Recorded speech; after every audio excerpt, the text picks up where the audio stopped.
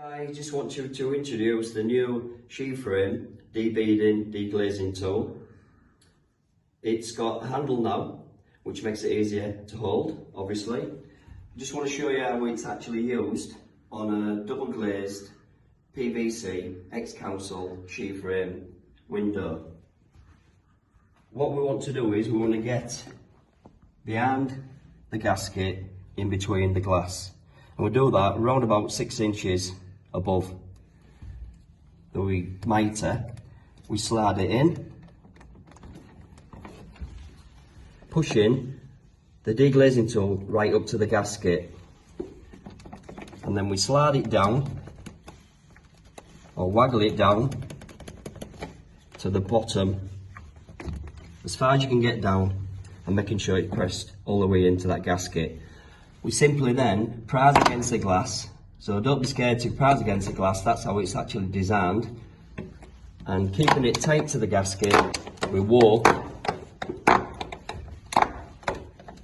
the tool up, taking it out all the way up to the top, and again as far as you can up to the top of the bead. If the bead doesn't come out, simply press the tool into the back of the bead and that will release the bead. We'll show you that again on this side.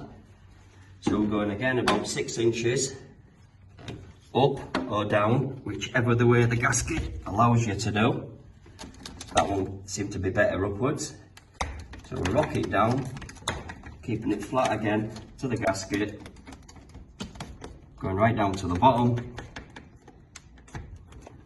keeping it pressed in at all times, and when you're at the bottom, press against the glass, and every 2 or 3 inches, walk the bead up.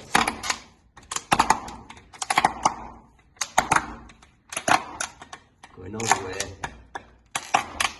to the top again, keep it tight to that gasket,